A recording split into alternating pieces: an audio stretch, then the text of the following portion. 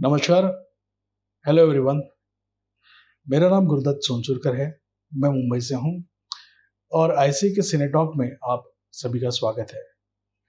आज जिस विषय पर मैं आप सभी से बात करने वाला हूँ वो है कोविड-19 के पश्चात भारतीय ओटीटी पर उपलब्ध अवसर और उसके साथ आने वाली चुनौतियाँ। The challenges and the opportunities on Indian OTT platforms, digital platforms post covid outbreak. वक्त की पाबंदी की वजह से मैंने इस सेशन को जितना टू द पॉइंट रख सकूं उतनी कोशिश की है। फिर भी इसके बावजूद अगर कोई डाउट्स हो या कोई डिस्कशन करना चाहे तो मेरा ईमेल आईडी मैं इस वीडियो के एंड में दूंगा। ज़रूर मुझे ईमेल से कांटेक्ट कीजिए एंड इसके ऊपर हम लोग अगर और कुछ चर्चा कर सके और कुछ पॉजिटिव निकल सके तो आई बी रियली हैप्पी। फिलहाल मैंने इस सेशन को 6 भागों में डिवाइड किया हुआ है। फर्स्ट हम लोग बात करेंगे इंट्रोडक्शन टू द सब्जेक्ट, जिसमें हम लोग कुछ बेसिक टर्म्स के बारे में बात करेंगे। उसके बाद में background of OTT in India. उसके बाद बात करेंगे current scene of OTT in India. उसके बाद में जो हमारे टाइटल में शामिल है वर्ड चैलेंजेस, चुनौतियाँ, तो हम लोग चैलेंजेस के बारे में बात करेंगे और उसके बाद में अपॉर्चुनिटीज के बारे में बात करेंगे और एट द एंड एक छोटा सा समरी और उसके बाद में ये सेशन में समाप्त करूंगा। So moving on to the introduction.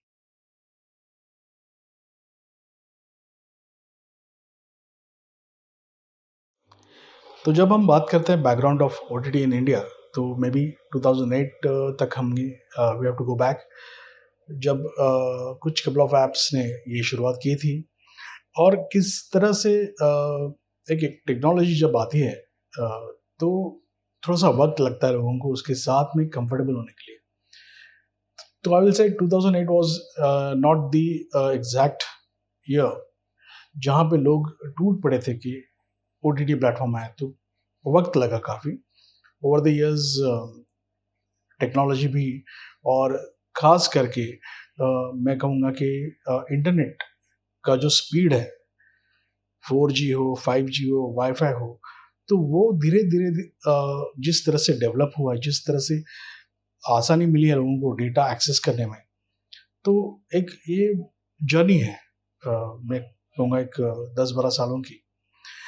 अ, मैंने खुद ने जो भारत का दूसरा स्ट्रीमिंग ऐप है, मैं नानकसैम इंडिया में काम करता था और मैंने भारत का दूसरा स्ट्रीमिंग ऐप बना था नानकसैम म्यूज़िक, जिसमें आप नानकसैम म्यूज़िक के चैनल्स ऑन द वे कहीं पे भी देख सकते हो और गानों का आनंद ले सकते हो। First streaming app Sony LIV था, बट एज अ सेड कि थोड़ा सा टाइम लगा लोगों को कि इसको अंडरस्टैंड करने में और इसके साथ कंफर्टेबल होने में। सो मेरे ख्याल से आप इंटरनेट पे देख सकते हैं, ऐसा कहते हैं कि अराउंड 40 ओटीटी प्लेटफॉर्म सर्विसेज अब इंडिया में हैं। मैं कहूँगा थोड़ा सा इससे ज़्यादा भी होंगी, क्योंकि अभी रीजनल ओटीटी प्लेटफॉर्म्स भी आ गए हैं and that is where we have to as a content makers we have to focus, that we will talk later. एक मैं क्विकली एक नंबर्स आपको बता दूंगा।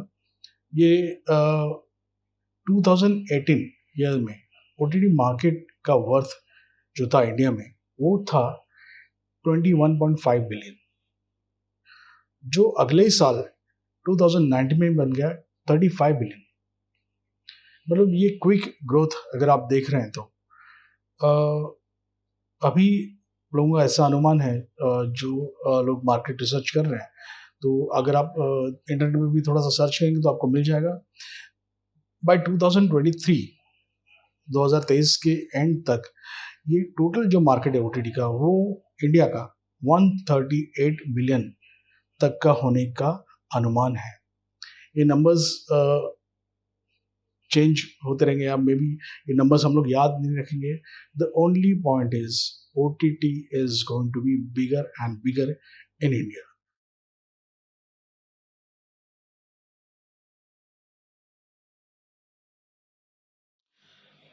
अब हम मूव ऑन करते हैं अगले टॉपिक पर, दैट इज करंट सीन, अभी जो सीन है ओटीटी का भारत में।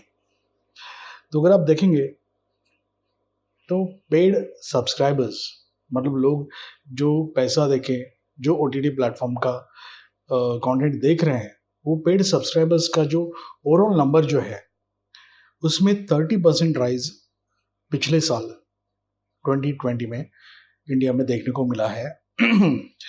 अब इसमें इंटरेस्टिंग बात यह है कि 22.2 मिलियन जो मार्च 2020 में थे सब्सक्राइबर्स ओवरऑल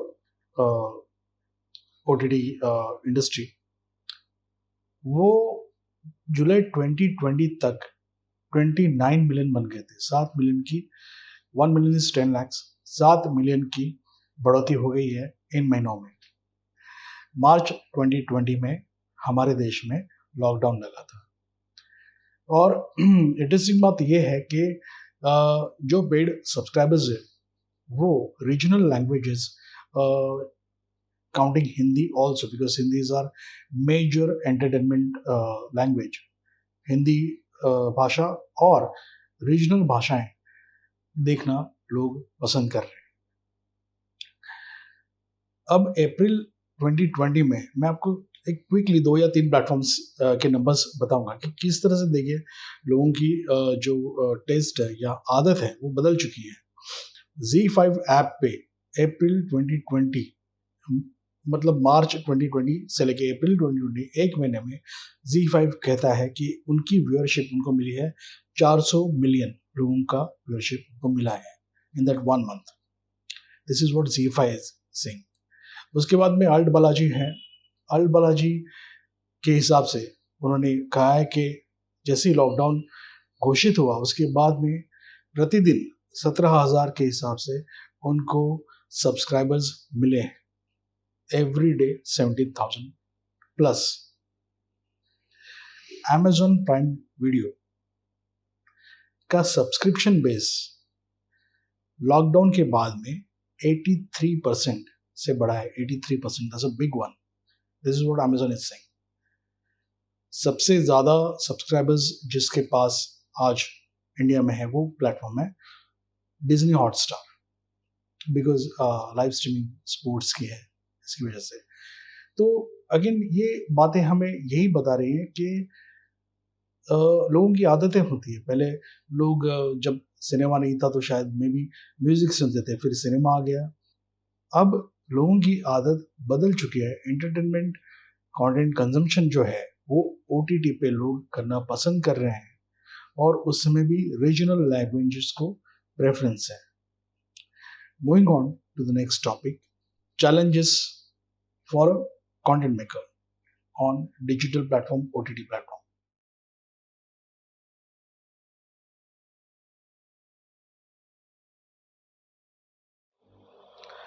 तो जब हम बात करते हैं challenges as a content maker for a digital platform, for a OTT platform, तो सबसे बड़ा challenge which is a very common truth I will say, वो है फंडिंग।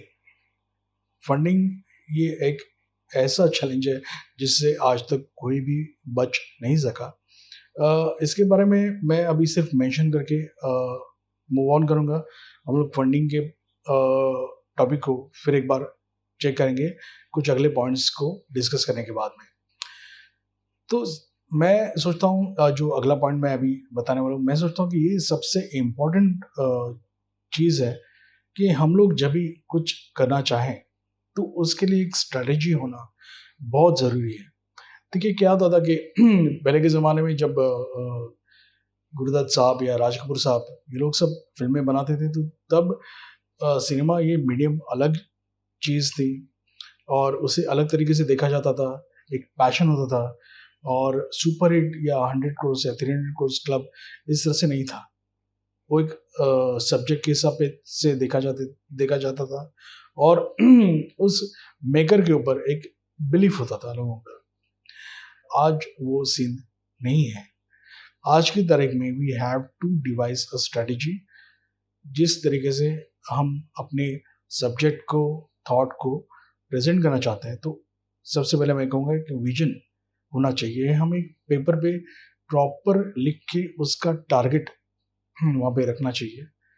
विजन क्या है हमारा, क्या देखते हैं कि हम ये फिल्म से क्या होना चाहिए, क्या कहना चाहते हैं। दूसरा जो है मुद्दा इसमें वो है स्ट्रेटेजी में ऑडियंस। हम लोग किस तरह की ऑडियंस को हमारे ध्यान में रखते हैं और किसे हम लोग ये कम्युनिकेट करना चाहते हैं, किससे ये बात करना चाहते हैं कि जो वो समझे।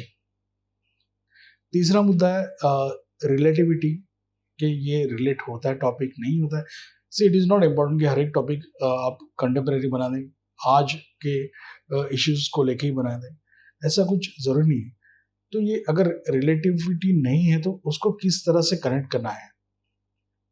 और फिर नेक्स्ट आता है प्रोजेक्शन, कि आप projection is all about marketing. आप किस तरह से आपके सब्जेक्ट को जब वो पूरा हो जाए तो किस तरह से आप उसको प्रोजेक्ट कर रहे हैं। तो इसमें मैं आपको रिलेटिविटी और प्रोजेक्शन, इसके लिए मैं आपको आमिर खान की फिल्म लगान का एग्जांपल दूंगा। ये 2001 में फिल्म जब आई थी तो उसके पहले जब तक फिल्म रिलीज हुई तब तक किसी को पता नहीं था इसमें क्रिकेट है।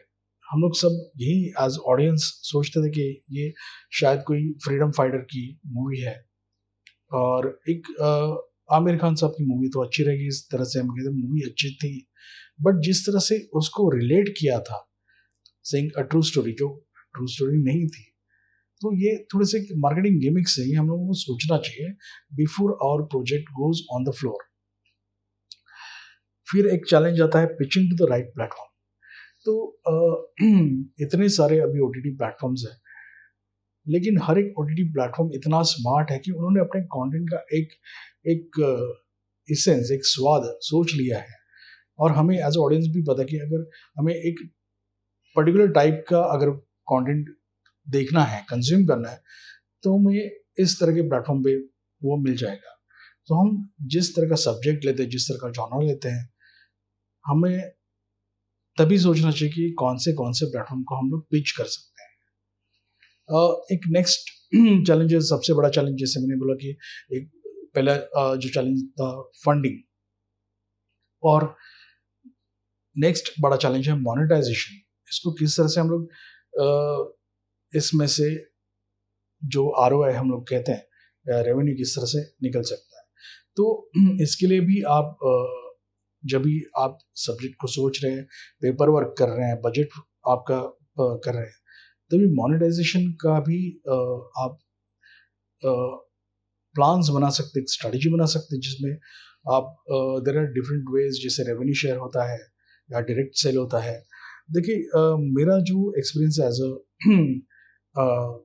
कंटेंट मोनेटाइजर और कंटेंट सिंडिकेटर, बहुत बार क्या होता है कि लोगों को रेवेन्यू शेयर जो है वो थोड़ा सा कि लगता है कि यार बहुत ही स्लो है, या होगा या नहीं होगा।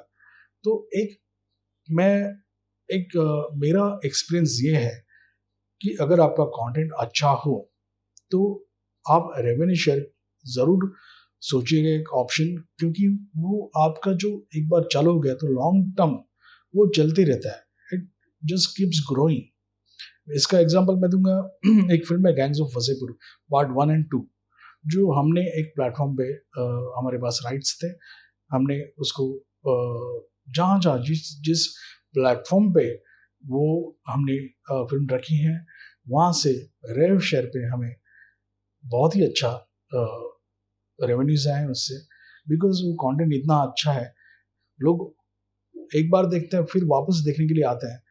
तो कंटेंट आप इस तरह से बनाएं जिसका रिकॉल बहुत स्ट्रांग हो, and you can go for a revenue share also. As a content maker मैं और एक चीज़ कहूँगा कि चैलेंज है एज ए कंटेंट मेकर। हम लोग देखिए कैसे होता है कि हम लोग क्रिएटिव लोग हैं, हम लोग ज़्यादा कुछ technical, lot of times I have seen people, writers, directors, makers saying यार ये टेक्नोलॉजी हमको समझ में नहीं आती। मैं कहूँगा टेक्नोलॉजी आप समझने की ज़रूरत नहीं है, लेकिन उसके मुद्दे समझिए। आपको आपके जो रेवेन्यूज जो आते हैं उसका ट्रैक, ये मैं डिजिटल प्लेटफॉर्म के लिए कह रहा हूँ, ये मैं OTT प्लेटफॉर्म के लिए कह रहा हूँ, तो आपको ये अंडरस्टैंड करना बहुत ज़रूरी है कि आपका जो मनी फ्लो जो है वो किस तरह से अप्स एंड डाउन्स में जा रहा है। आपको मैं ये नहीं कहूँगा कि आप सुबह उठ के लैपटॉप के सामने बैठो और पूरा वो चार्ट देखिए, नहीं। You can have someone to do that, but आपको ये समझना बहुत ज़रूरी है कि if there is something wrong going on, तो आप किस तरह से उसको फिक्स कर सकते हैं। अलग अलग आपका सेम कंटेंट आप अलग अलग फॉर्मेट्स में, शॉर्ट वीडियोस में, आजकल जैसे कि अभी वीडियो मीम्स आने लगे, for example I am just saying, तो अलग अलग फॉर्मेट में आपको अपडेट होना पड़ेगा कि आपका सेम चीज़ आपने अगर एक बना दिया है जो बहुत अच्छा लॉन्ग टर्म चलने वाला कंटेंट आपने बना दिया, तो उसको अलग अलग तरीके से आप सर्व कर सकते हैं ऑडियंस को। और एक चैलेंज कंटेंट में किसको आता है कि मार्केटिंग किस तरह से करें। तो मार्केटिंग के लिए ज़्यादा कोई टेंशन लेने की ज़रूरत नहीं है। आजकल सोशल मीडिया प्लेटफॉर्म्स इतने ईजी हो गए हैं कि आप कोई भी, जिसे ज़्यादा आपने डिजिटल मार्केटिंग का कोई कोर्स करने की ज़रूरत नहीं है। अगर आप सोशल मीडिया में अगर आप आपका पेज बना देते हो, एवरीथिंग स्टार्ट्स फॉलोइंग। आपको सिर्फ ये करना है कि वहाँ पे ध्यान से देखना कि किस तरह से सोशल मीडिया पे आपका कंटेंट कंजम्पशन हो रहा है, किस तरह से रिसीव हो रहा है। और एक चैलेंज मैं कहूँगा कि रीच एंड ऑडियंस। तो जैसे मैंने कहा कि किस तरह से कंटेंट आपका कंज्यूम हो रहा है, किस तरह का ऑडियंस आके वहाँ पे रिएक्शंस दे रहा है, या किस तरह का ऑडियंस शेयर कर रहा है, वो क्या बोल रहा है, किस तरह की आपको सजेशंस आ रही हैं, ये सब देखना ऑन डिजिटल प्लेटफॉर्म। देखिए, डिजिटल प्लेटफॉर्म एक तरह से मैं तो कहूँगा कि एक वरदान है, क्योंकि जब हम लोग सिनेमा बनाते थे तो थिएटर में जाके कहीं कोने में ऑडियंस में खड़े होकर देखना कि लोग किस तरह से रिस्पॉन्ड कर रहे हैं, उससे अच्छा बैठे बैठे हमें सब सामने उसका एनालिसिस दिख रहा है, how our content is going, and it is very useful for a content maker to understand the taste of the audience. Moving on to the next topic.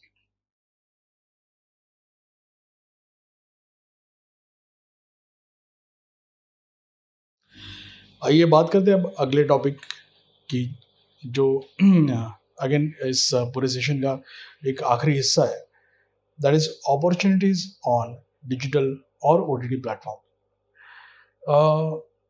Opportunities में सबसे पहला मुद्दा यही है कि OTT platform is the main opportunity, क्योंकि हमने देखा है जिस तरह से नंबर्स मैंने आपको लास्ट स्लाइड्स में बताए हैं, ओटीटी प्लेटफॉर्म का जो नंबर जो बढ़ रहा है, डिफरेंट ओटीटी प्लेटफॉर्म्स जो बढ़ रहे हैं, और वो भी इसमें स्पेसिफिक जॉनर्स के लिए अलग अलग ओटीटी प्लेटफॉर्म्स आ रहे हैं, तो कि लोगों को अलग अलग सब्जेक्ट्स और अलग अलग स्टोरीज के लिए वो देख रहे हैं, they are looking for different kind of content creators. दूसरा जो पॉइंट है अपॉर्चुनिटीज में, वो है रीजनल कंटेंट। एक हमने देखा है ट्रेंड पिछले साल में 2020 में कि regional content not only video consumption but even social media पे भी डिफरेंट जो एप्स है, फेसबुक हो या व्हाट्सएप हो या डिफरेंट एप्स हो, लोग रीजनल लैंग्वेज में बात करना पसंद करते हैं, because that is very easy. और हमारा देश जो है वो इतना मल्टीकल्चर है, इतने लैंग्वेजेस है हमारे देश में, और हर एक लैंग्वेज में बहुत ही स्ट्रॉन्ग मैं कहूँगा कि सिनेमा कल्चर है। तो लोगों को एक कनेक्ट है अपने लैंग्वेज में, अपना वीडियो कंटेंट देखने का एक मैं कहूँगा कि एक हैबिट है उनको, और वो हमें as a content maker we have to really focus on that. So that is one big opportunity line over there. अब मैं जो अगला जो एक 3 या 4 पॉइंट्स बताऊंगा अपॉर्चुनिटीज में, वो in fact those are content formats, genres नहीं है, या मैं ये नहीं कहूँगा कि इस तरह की स्टोरीज बनाऊं, लेकिन फॉर्मेट्स जो रियली काम करते रहूँ, वो ओटीटी प्लेटफॉर्म पे OTT platform heads also like and even the audience भी पसंद करते हैं।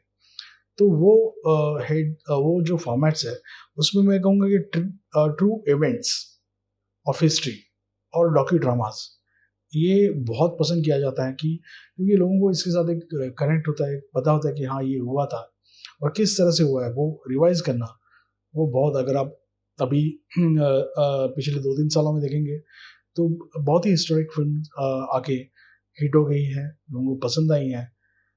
तो people like such kind of things which they have heard of and they want to now know how it had कैसी किस तरह से हुआ था। तो docudramas is a format which really works well. Then there are documentaries. So when I say documentaries, बहुत सारे जो content makers है या story tellers है वो थोड़े से उदास हो जाते हैं कि यार डॉक्यूमेंट्री कौन बनाएगा, लेकिन समझिए अब ये डॉक्यूमेंट्री जो फॉर्मेट है, ये जो आप कंटेंट बनाते हैं, ये कंटेंट इतना तगड़ा होता है कि ये सालों साल चलते रहता है, because it's kind of infotainment, it's kind of edutainment. इसमें एजुकेशन होता है, नॉलेज होता है, and people really want to keep sharing with others कि यार ये देखो, ये इसमें बहुत अच्छी इन्फॉर्मेशन है। So document is a really good format. We should also keep looking at. There is a big opportunity lies over there. Then I'll say chat shows है, humor shows है, ये formats भी, इसमें भी अच्छा स्कोप है। अगर आपके पास अच्छा एंकर रहेगा तो आप बहुत ही एंटरटेनिंग कंटेंट बना सकते हो, and it is scalable, it keeps on going. और इसके ऊपर आप जैसे कि आजकल हमने एक ट्रेंड देखा है कि प्रमोशनल एक्टिविटीज इसके ऊपर बहुत सारी होती हैं। और एक फॉर्मेट में इसमें लास्ट में ऐड करूंगा, that is sponsored content. That is nothing but N advertising, it's basically brand story, जो हमने काफ़ी देखा है, सोशल मीडिया पर भी देखे हैं। बहुत ही अच्छे एक शॉर्ट वीडियोस होते हैं और इन द एंड हम देखते हैं कि ये किसी ब्रांड की एडवर्टाइजमेंट है। तो ये थोड़ा सा सेटल करने में एक कोई बुराई नहीं है। इसका फ़ायदा ये है कि इसका ROI की आपको टेंशन लेने की ज़रूरत नहीं है, बिकॉज सामने से ब्रांड आपको इसका जो भी whatever budget is there, ये ब्रांड आपको पूरा फुलफिल करके देता है। तो दैट इज़ वन एस्पेक्ट जहाँ पे काफ़ी अच्छा स्कोप है। तो हम लोग ने ये अपॉर्चुनिटीज़ ये देखिए, मैंने बहुत ही क्विकली, आई नो बहुत ही क्विकली इसको कर दिया है, लेकिन मैं इसके आगे जो आपको बताने वाला हूँ, that is a very big opportunity, and let's move on to the big opportunity.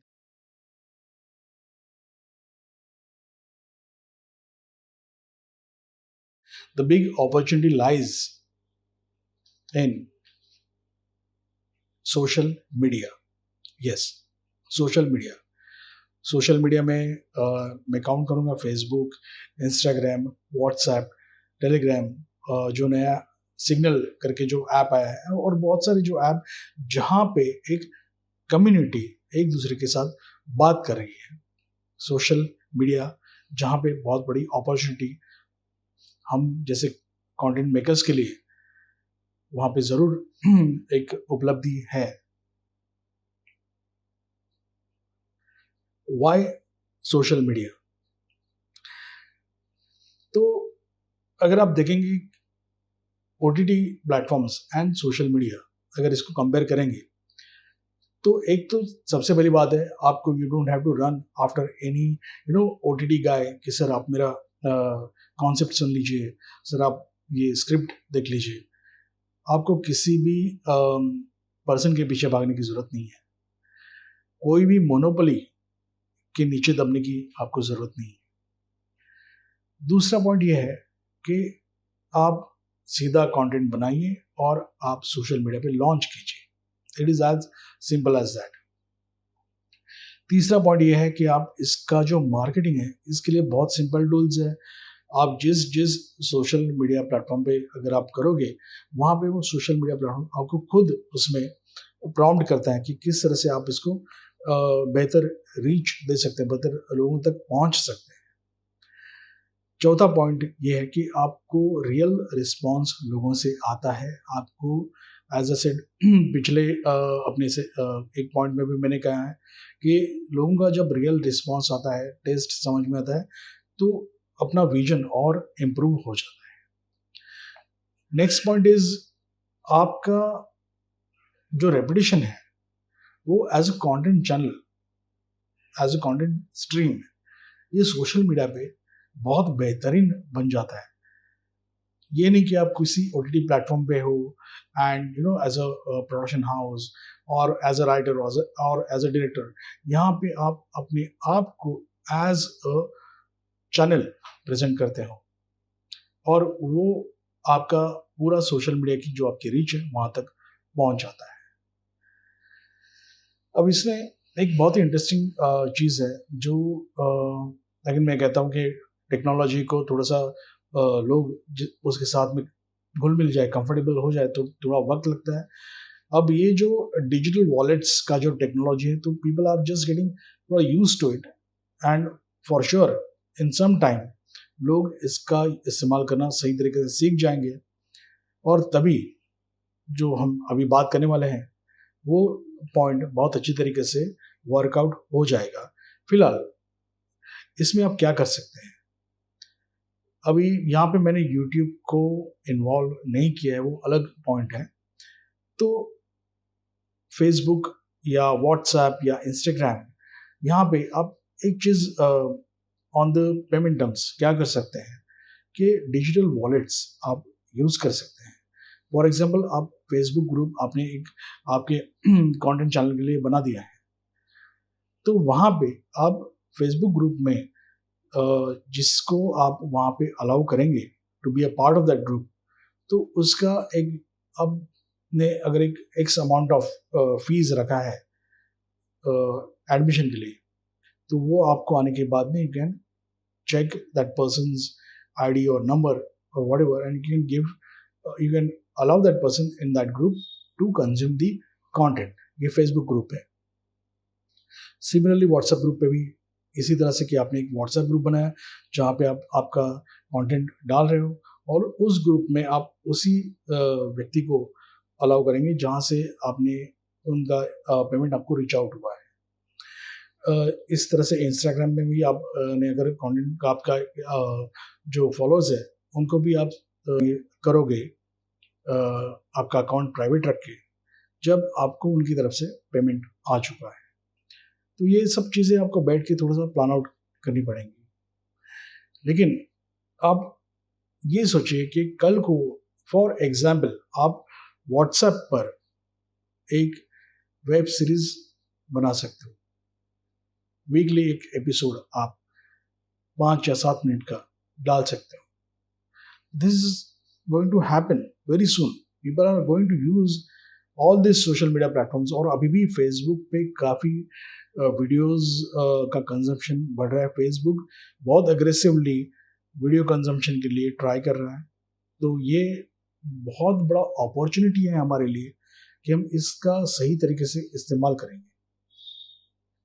And at the end सबसे बड़ा फायदा OTT प्लेटफॉर्म्स के कंपैरिजन में सोशल मीडिया का ये है कि it is free. Moving on to the next topic.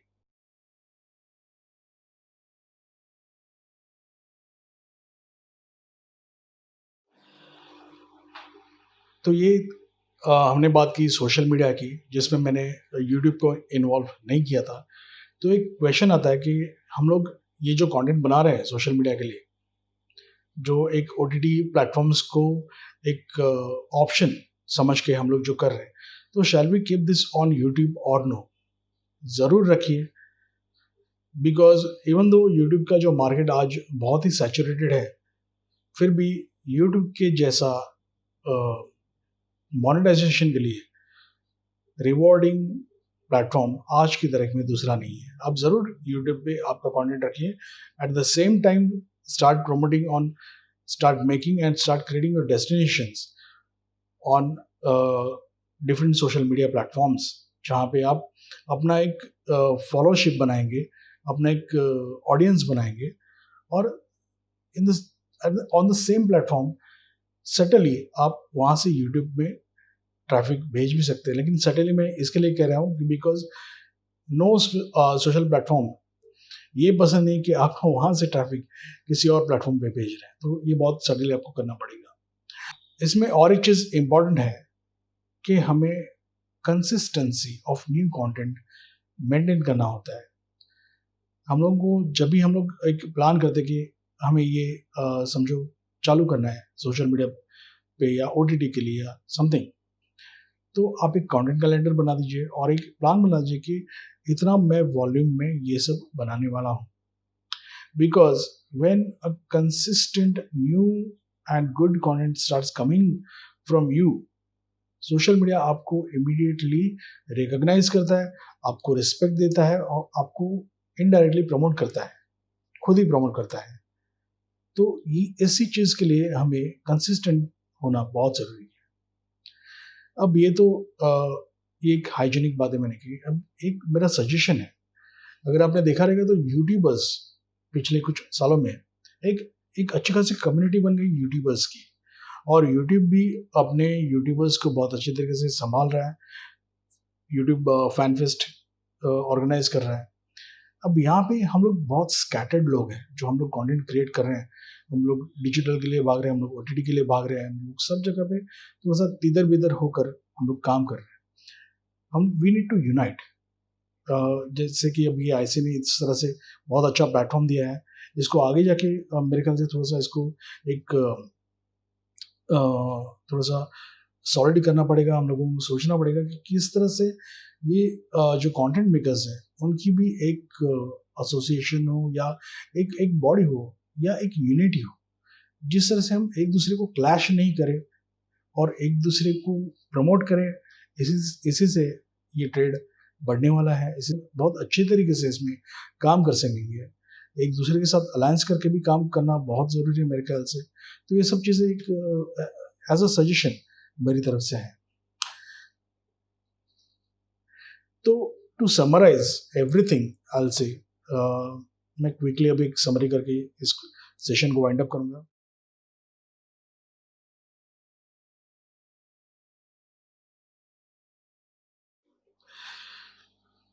So to summarize the entire session, एक क्विक 3-4 पॉइंट्स में मैं आपको बता दूंगा। सबसे पहला पॉइंट हमने आज जो देखा है वो है OTT। VOD is the way to go, that is the new entertainment. हमें बहुत ज़्यादा scope as content creators in this field. दूसरा मुद्दा मैं ये कहूँगा कि मोनोपोली के जो दिन हैं वो अब निकल गए हैं। किसी भी डिस्ट्रीब्यूटर या किसी भी OTT प्लेटफॉर्म के ऊपर डिपेंड रहने की हमें ज़रूरत नहीं है। तीसरा मुद्दा ये है कि आपका जो कंटेंट हम लोग जो बनाएंगे, make it with conviction, make it with vision, क्योंकि ये हमारी लॉन्ग टर्म इन्वेस्टमेंट है। ये अगर लोगों को पसंद आई तो लोग सालों साल इसको रिवाइज करके देखते रहते हैं। चौथा मुद्दा ये है कि आप एवरी डिजिटल मीडिया जो आपको पॉसिबल लगे उस पर आपका कंटेंट डिस्प्ले के लिए रख दीजिए, क्योंकि जितना ज़्यादा आपको रीच मिलेगी उतने ज़्यादा आपको व्यूअरशिप मिलेगी। और नेक्स्ट मुद्दा ये है कि सोशल मीडिया एडवर्टाइजिंग प्लेटफॉर्म्स जो आज की तारीख में बहुत ही ईजी हो गए हैं, किसी को किसी नॉर्मल आदमी को भी यूज़ करने के लिए बहुत ही सिंपल हो गए हैं। प्लीज़ आप उस पर वर्क करना चालू कर दीजिए। और last point for all the content makers, all the community, मैं ये कहूँगा, let's be together and grow together. आज के इस सेशन में मुझे बोलने का अवसर दिया, इसके लिए मैं ICA का बहुत आभारी हूँ। श्री अमरनाथ, श्री अमनदीप और पूरे ICA की टीम का बहुत बहुत आभारी हूँ। और ये बहुत ही अच्छा एक इनिशिएटिव है। मैं इन सभी को अपनी तरफ से ऑल द बेस्ट कहता हूँ। Thank you very much.